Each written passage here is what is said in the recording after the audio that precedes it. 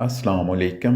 مزید ایسی Islamic videos اور بیانات سننے کے لیے ہمارا YouTube channel tree of Islam T V subscribe کیجیے اور بیل آئیکن پر کلک کیجیے تاکہ ہماری ہر آنے والی ویڈیو آپ تک ایزیلی پہنچ سکے۔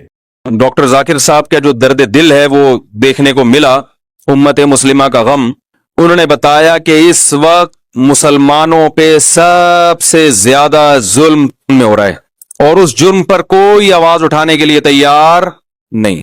کشمیر میں بھی ہو رہا ہے، فلسطین میں بھی ہو رہا ہے۔ انہوں نے کہا فلسطین میں کم از کم مجاہد لڑتا ہے، شہید ہو جاتا ہے، اور اس جرم پر کوئی آواز اٹھانے کے لیے تیار نہیں۔ انہوں نے کہا انتہائی افسوس کے ساتھ، انہوں نے کہا بہت جذباتی ہو گئے تھے جب یہ بات کہہ رہے تھے نا، تو انہوں نے کہا میں نے ایک مجمع میں یہ بات ذکر کی ہے، لاکھوں کے مجمع میں، اس کے نتیجے میں 20 ممالک نے احتجاج کیا، ریکارڈ کروایا احتجاج، لیکن انتہائی افسوس کہ وہ 20 کے 20 غیر مسلم ممالک تھے، ایک بھی مسلم ممالک اس میں شامل بولو بھائی نہیں۔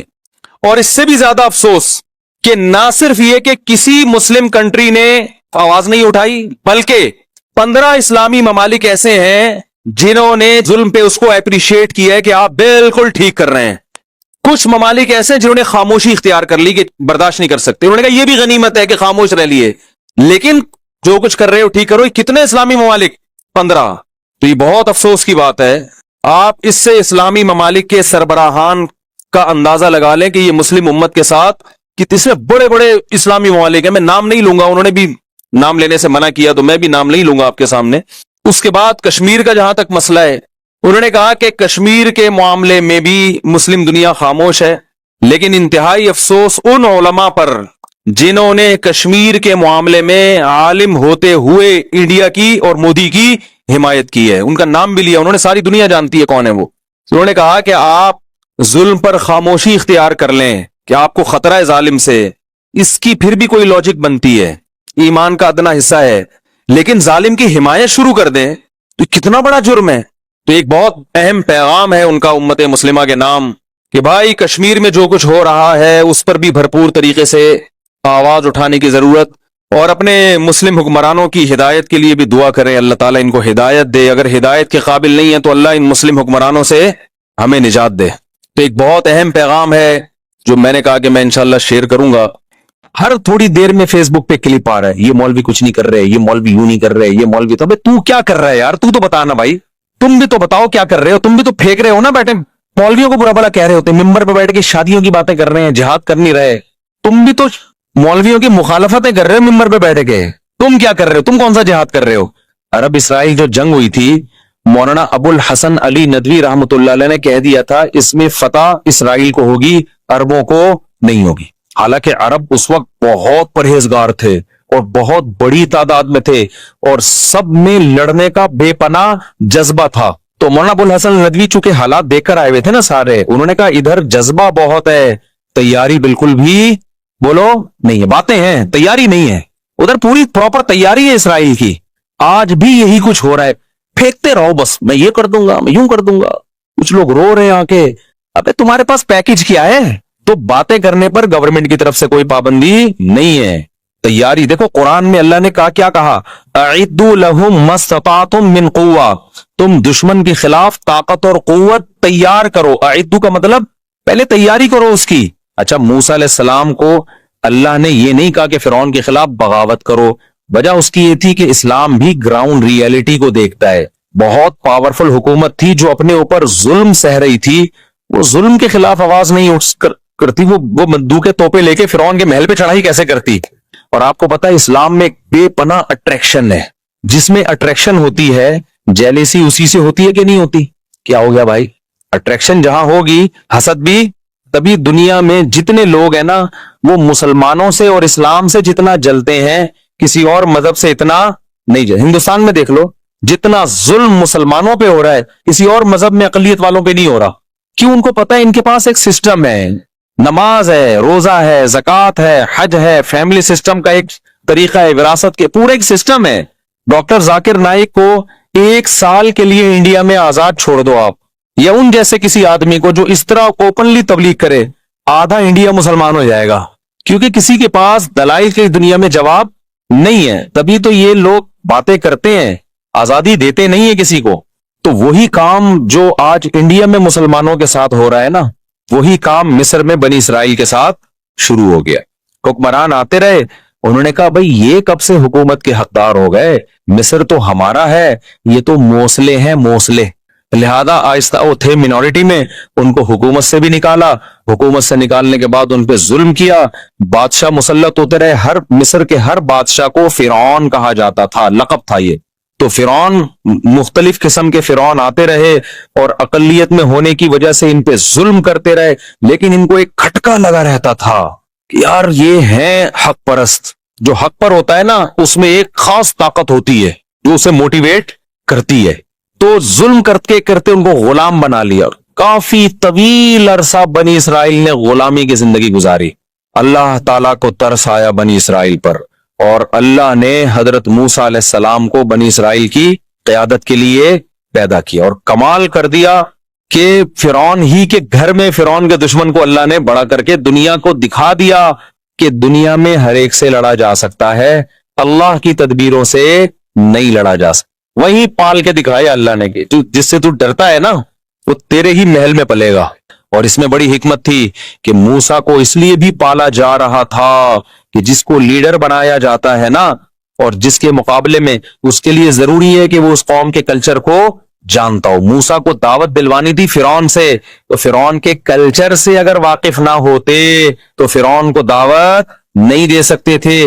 تبھی میں یہ کہتا ہوں کہ جس علاقے کی مسجد ہے نا، وہاں کا امام بھی اسی اسٹینڈرڈ کا ہونا چاہیے جس اسٹینڈرڈ کے لوگ وہاں پر رہتے ہیں.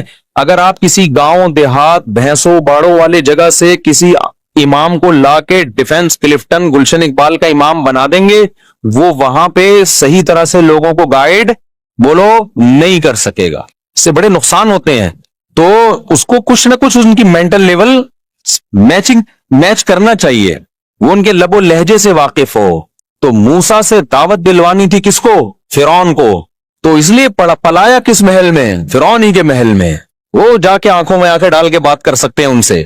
جب یہ لڑائی ہوئی تھی نا یہودیت کی 67 یا 71 کی جو وار ہوئی تھی نا عربوں کی اور اسرائیل کی، پتہ ہے آپ کو؟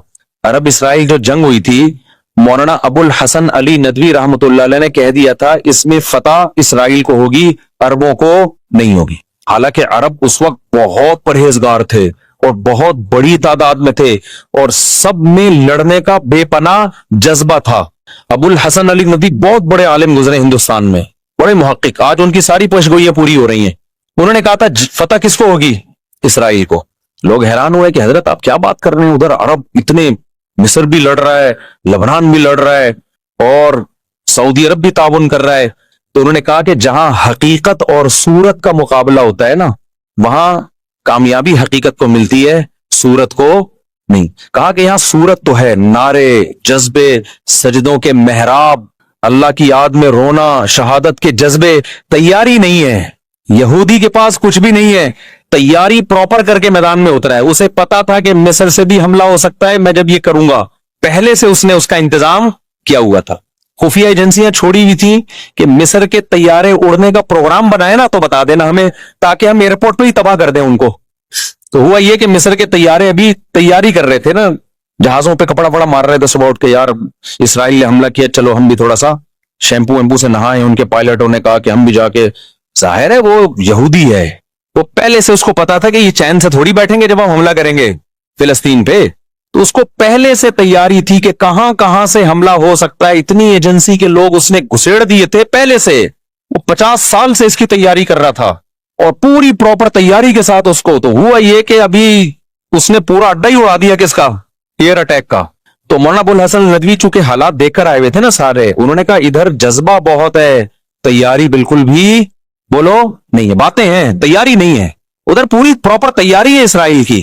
آج بھی یہی کچھ ہو رہا ہے، پھینکتے رہو بس، میں یہ کر دوں گا، میں یوں کر دوں گا. کچھ لوگ رو رہے ہیں آ کے. ابے تمہارے پاس پیکج کیا ہے؟ پھر مولویوں کو برا بلا کہہ رہے ہوتے ہیں، ممبر پہ بیٹھ کے شادیوں کی باتیں کر رہے ہیں، جہاد کر نہیں رہے. تم بھی تو مولویوں کی مخالفتیں کر رہے ہو ممبر پہ بیٹھ کے. تم کیا کر رہے ہو؟ تم کون سا جہاد کر رہے ہو؟ تو باتیں کرنے پر گورنمنٹ کی طرف سے کوئی پابندی نہیں ہے. تیاری دیکھو قرآن میں اللہ نے کیا کہا؟ اعدوا لهم ما استطعتم من قوہ، تم دشمن کے خلاف طاقت اور قوت تیار کرو. اعدوا کا مطلب پہلے تیاری کرو اس کی. قرآن نے یہ نہیں کہا کہ دشمن کے خلاف راتوں کو اٹھ کے رونا شروع کر دو ابھی سے، اور شہادت کے لیے جیکٹیں یعنی چلو وہ بھی کسی حد تک تیاری میں آتی ہے جو جیکٹیں تیار ہوتی ہیں، لیکن شہادت کے لیے تقریریں شروع کر دو، جذبہ بڑھاؤ۔ یہودی کہتا ہے جذبہ گیا بھاڑ میں، پہلے تم یہ دیکھو تمہارے پاس ٹینک ہیں جو مقابلہ کر سکتے ہیں، پھر بین الاقوامی طاقتوں کو اپنے ساتھ ملانے کے لیے اس نے کیسی کیسی چالیں چلی ہیں۔ آج ہم سمجھتے ہیں کہ امریکہ اسرائیل کو سپورٹ کر رہا ہے، امریکہ یقیناً اسرائیل کو سپورٹ کر رہا ہے، لیکن آپ کو پتا ہے امریکہ نے اسرائیل نے امریکہ کو دبوچا وہ یوں کر کے کہ تیرا باپ بھی مجھے سپورٹ کرے گا۔ وہ کمبل والا واقعہ سنا کے بس تفسیر کی طرف آتا ہوں۔ ایک آدمی نے دریا میں دیکھا کمبل بہ رہا ہے، کسی نے کہا بھائی یہ اس کو لالچی تھا، اس کو کمبل چاہیے تھا ہر قیمت پہ، لوگوں نے کہا چھوڑ دے دریا میں جائے گا، اتنا تیز دریا۔ اس نے کہا فری پھوکٹ کا کمبل کون چھوڑتا ہے بھائی، تیرتا وہ اندر گیا، وہ کمبل نہیں وہ ریچھ تھا، کیونکہ اوپر سے منہ تو نظر نہیں آ رہا تھا۔ اب جا کے کمبل نے پکڑ لیا اس کو نا، ریچھ نے پکڑ لیا، اب یہ چھڑوانے کی کوشش کر رہا ہے، چھوٹ نہیں رہا، تو اس کے دوست نے کہا بھائی کمبل کو چھوڑ دے، اگر نہیں تیرے کنٹرول میں آ رہا، کہہ رہا ہے میں تو چھوڑوں، کمبل نہیں چھوڑ رہا مجھے۔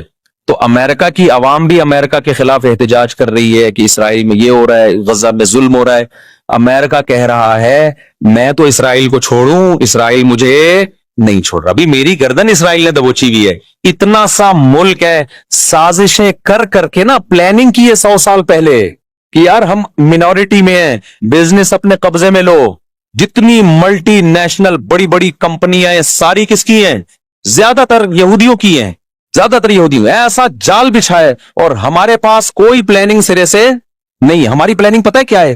ایک دھماکہ اپنے ہی ملک میں اور کر دو خلافت کے نام پہ، تاکہ تھوڑا سا جو دم رہ گیا ہے نا وہ بھی کیا ہو، ختم ہو، تاکہ ہماری حکومتیں بھی انہی دھماکوں سے ہی نمٹتی رہیں۔ پھر ایک دھماکہ وہاں، ایک دھماکہ وہاں، ایک دھماکہ وہاں، ایک دھماکہ وہاں، وہ دھماکے بس، وہ کوئی پلاننگ نہیں ہے کہ اس کا رزلٹ کیا نکلے گا آگے جا کے۔